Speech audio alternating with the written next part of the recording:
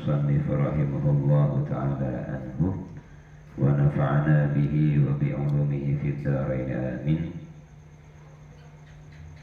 Al-anwaru maqayal qulubi wal asrari.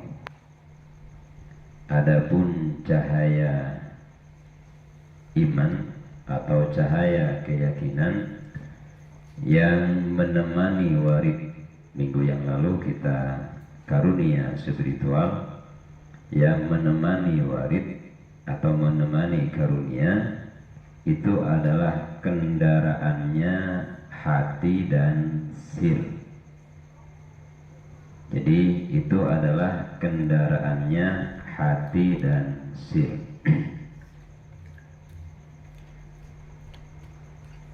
Baik, sebelumnya kita lihat dulu di Iqadul Himam fi Syarhil Hikam. Kalau Ibnu Ajibah itu membahasakan nur itu dengan istilah nuqtah taqa'u fi qalbil abdi min makna ismin aw sifatin. Jadi itu adalah satu titik yang cahaya yang Allah tempatkan di dalam kolbu atau di dalam hati seorang hamba. Kemudian beliau juga menjelaskan tingkatan-tingkatan ruhani seseorang. Jadi ruh dalam diri kita ini kalau masih berada dalam kegelapan oleh perbuatan maksiat, dosa, syahwat dan aib, maka itu disebut dengan nafsu. Jadi ruh itu kalau masih berada dalam kuasa kegelapan, gelap oleh apa? Oleh perbuatan maksiat, oleh perbuatan dosa, syahwat atau keinginan serta aib, sumiat, maka itu disebut dengan istilah nafsu. Tapi kalau ruh itu sudah difahamkan terhadap kewajiban-kewajibannya sebagai seorang hamba, maka itu kemudian disebut sebagai akal. Tapi kalau ruh itu telah mengalami yang namanya tataqallaba fil ghaflati wal huduri sumiyat qalban. Kalau ruh itu sudah berada pada kondisi kadang lalai, kadang sadar, maka ruh itu disebut dengan istilah hati. Jadi penamaan ini karena penting. Selama ini kita bingung membedakan mana yang namanya ruh, mana yang namanya akal, mana yang namanya hati, mana juga yang disebut dengan istilah nafsu atau jiwa.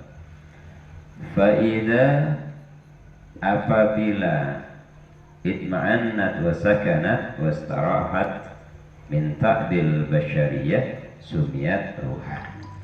Yang disebut ruh itu yang bagaimana? Ketika dia sudah tenang, dia sudah nyaman, dia sudah damai. Berdamai dengan apa? Berdamai dengan kelelahan dan keletihan yang sifatnya badan. Badan ini kan sangat terikat oleh kondisi sehat dan sakit. Badan ini terikat oleh kondisi bertenaga dan tidak bertenaga. Maka ketika ruh itu disebut ruh kalau dia sudah menjadi tenang dan menjadi damai. Damai dengan apa? Dengan kekesalan atau dengan kecapean yang sifatnya jasmani. Karena badan ini mudah sekali mengalami yang namanya capek. Badan ini mudah sekali yang mengalami yang namanya lelah. Ketika kelelahan dan kecapean itu tidak membuat kita mengeluh terhadap kewajiban-kewajiban yang Allah Ta'ala bebankan kepada kita, maka itulah ruh. Jadi ruh itu tidak pernah terpengaruh oleh kondisi fisik. Kondisi badan ini gak ngaruh kepada ruh kita. Mau ruhnya sakit, mau ruhnya sehat, pada saat dia harus hudur ma Allah, maka dia tidak akan menghiraukan kondisi badannya. Nah, yang seperti inilah yang kemudian ketika diajak melakukan perbuatan baik, dia akan sangat senang. Tapi saat diajak untuk melakukan perbuatan tidak baik atau lalai, dia akan menolak. Faida, dan apabila telah menjadi suci dari apa? Min ghabsil hissi sumiyat sirron. Jadi ruh itu kalau mau nyampe pada sir, sir ini berarti yang disebut sudah sirron min asrarillah hina rajat ila asliha wa huwa sirrul jabarut. Katanya beliau, kalau ruh tadi itu telah disucikan dari segala sesuatu yang bersifat hissi. Hissi itu indrawi. Jadi ruh itu sudah dibersihkan dari segala hal yang bersifat indrawi. Dia sudah tidak terikat oleh panas, dingin dan sebagainya, tetapi dia senantiasa tersambung dan terhubung dengan Allah Subhanahu wa taala, maka itu sudah disebut dengan istilah sir.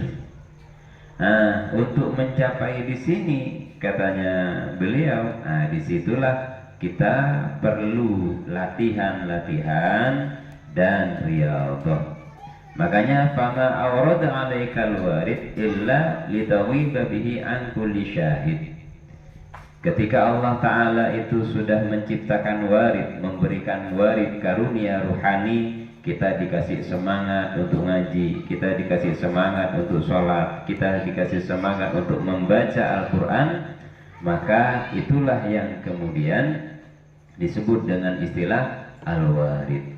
Maka apa yang menjadi kendaraan? Kendaraannya tadi yaitu al-anwar. Apa al-anwar itu? Al-anwar itu oleh beliau disebut sebagai kendaraan.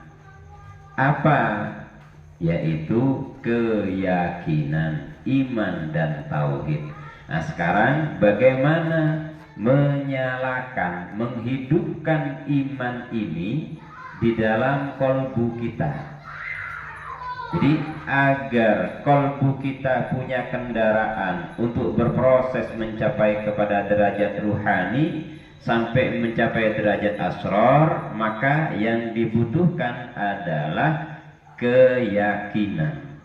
Keyakinan itu bersumber dari pengetahuan.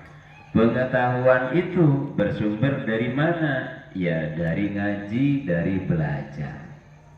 Jadi dari belajar memahami ma'rifatullah itu yang akan membuat kita tambah lama, tambah beriman, tambah yakin kepada Allah Subhanahu wa ta'ala.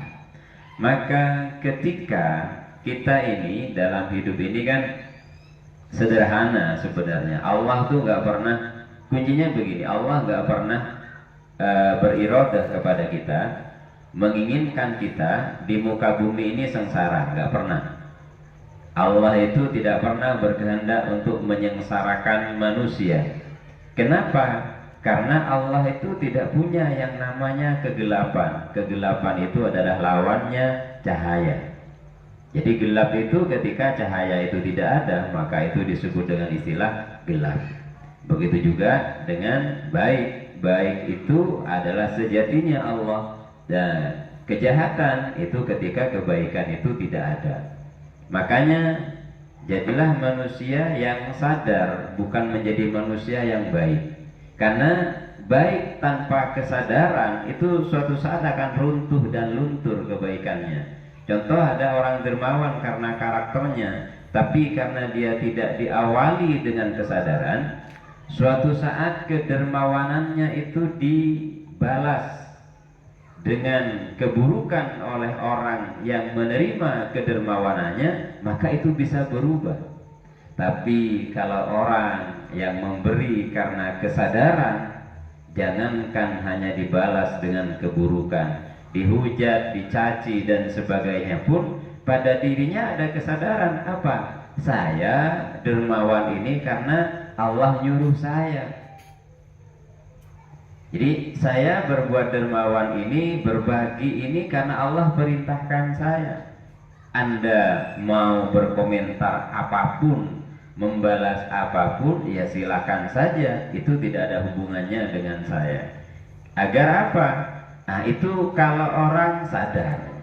Jadi orang sadar itu akan melakukan sesuatu berdasarkan pengetahuannya.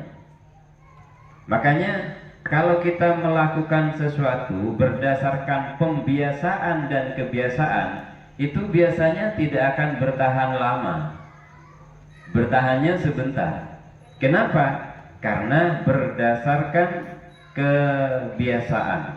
Sehingga ketika pada kondisi tertentu, entah itu capek, entah itu sibuk, maka kebiasaan itu akan ditinggalkan seperti itu. Sehingga disinilah perlunya kita tafakkur. Apa? Merenung. Yang banyak kita memang diminta untuk memperbanyak merenung oleh Allah Ta'ala. Jadi kalau bahasa Al-Quran itu menjelaskan berarti yatafakkaruna fi khalqis samawati wal ardh. Kenapa yang diperintahkan oleh Allah Subhanahu wa taala yaitu merenungkan alam semesta beserta isinya? Karena merenungkan Allah itu enggak mungkin. Kenapa tidak mungkin merenungkan Allah? Karena Allah itu tidak dijangkau oleh pikiran, oleh akal manusia. Yang bisa sampai kepada Allah tadi ruh yang telah tersucikan, yang dia telah berubah menjadi sir, yang dia telah berubah menjadi rahasia, yang di sini akan menjadi sambungan kita kepada Allah Subhanahu wa taala.